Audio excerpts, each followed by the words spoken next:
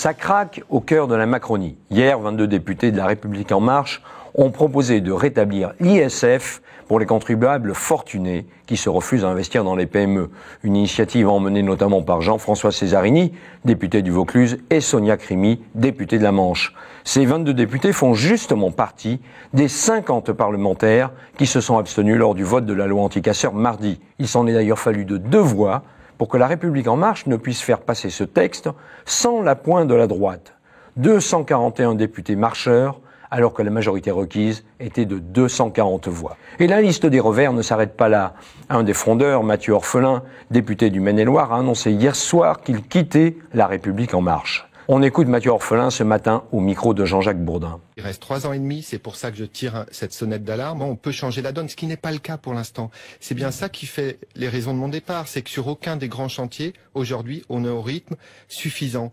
Sur la rénovation énergétique, sur la mobilité, sur l'agriculture et l'alimentation, sur l'économie circulaire, sur tous ces sujets-là, il faut accélérer à fond. Un désaveu cinglant pour François de Rugy et Emmanuel Macron. Au Palais du Luxembourg, les sénateurs ont retoqué les dispositions de la loi Pacte qui autorisait le gouvernement à céder au privé, Aéroports de Paris et la Française des Jeux.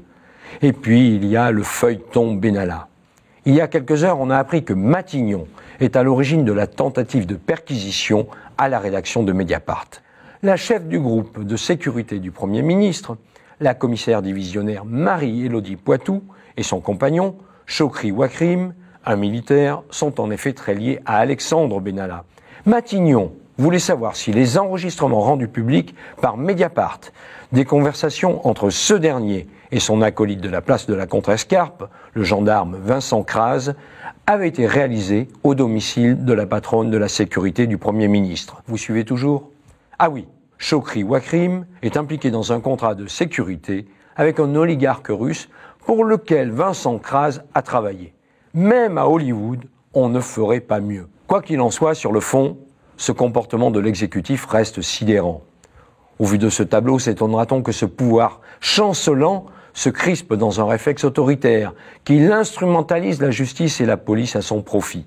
C'est la question qu'a posée mardi Ugo Bernalicis à la garde des Sceaux. Face à la panique qui gagne votre gouvernement et le monarque, votre réflexe sécuritaire se transforme en dérive autoritaire.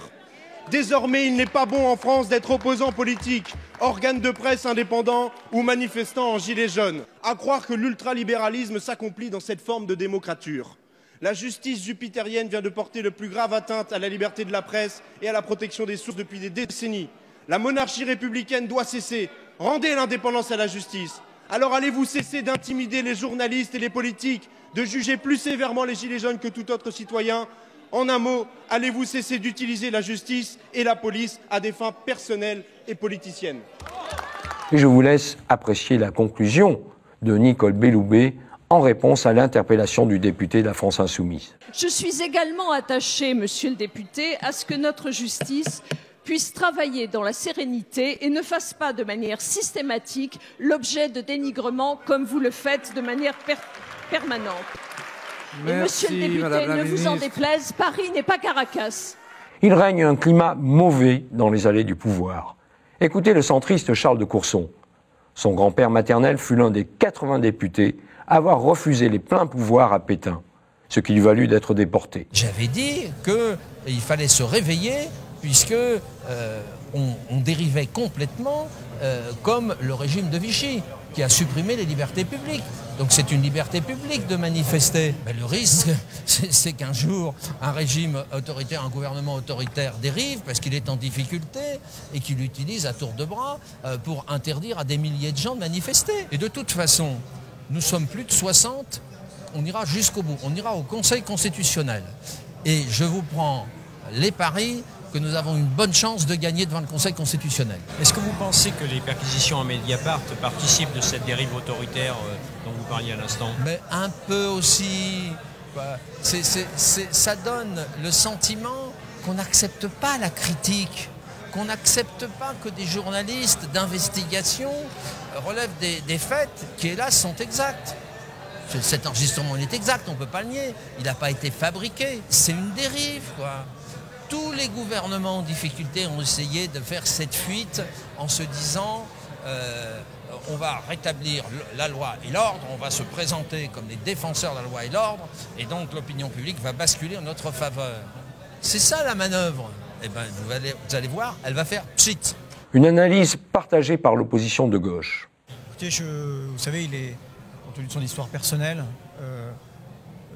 j'allais dire le plus indiqué pour dire ce qu'il ressent et comment il conçoit cette loi. Il l'a dit avec ces mots. Ils ont trouvé écho auprès de beaucoup d'entre nous. Voilà. Écoutez, Charles de Courson, c'est quelqu'un de très modéré, voilà, que j'ai appris à apprécier à la commission finances. Et je pense que les gens qui, quand ils s'expriment de cette manière-là, les gens de la majorité devraient s'interroger quand même. Pour que quelqu'un comme ça, on arrive à dire ça. Voilà, c'est parce que ça le choque considérablement que on joue avec l'état de droit. Et moi, je comprends, tant mieux qu'il ait utilisé un mot bélier. Si moi je l'avais fait, on m'aurait traité d'excessif. Mais à droite, la sortie de Charles de Courson fait grincer des dents. Ceux qui crient à la dictature ou au retour du régime de Vichy ont des propos qui sont naturellement excessifs, voire ridicules. Ce qu'il faut aujourd'hui, c'est protéger notre pays de la violence. La peinture de ce délitement ne serait pas complète sans un arrêt au stand du Rassemblement national. Mardi, avant le vote de la loi anticasseurs, Gilbert Collard, député du Rassemblement national, présentait la position de sa formation en ces termes. Écoutez, nous allons voter contre cette loi, parce que c'est une loi, en son article 2 principalement, qui est liberticide. Pourtant, Marine Le Pen m'avait affirmé le contraire, voici 2 semaines. Probablement, on le votera encore une fois en s'assurant qu'il n'est pas utilisé pour être une entrave au droit de manifester pacifiquement dans notre pays. J'ai donc interpellé Gilbert Collard sur ce point. Mais envisager, c'est envisager. Ça veut dire qu'on fait un processus de réflexion et il n'y a que les imbéciles en politique qui ne réfléchissent pas.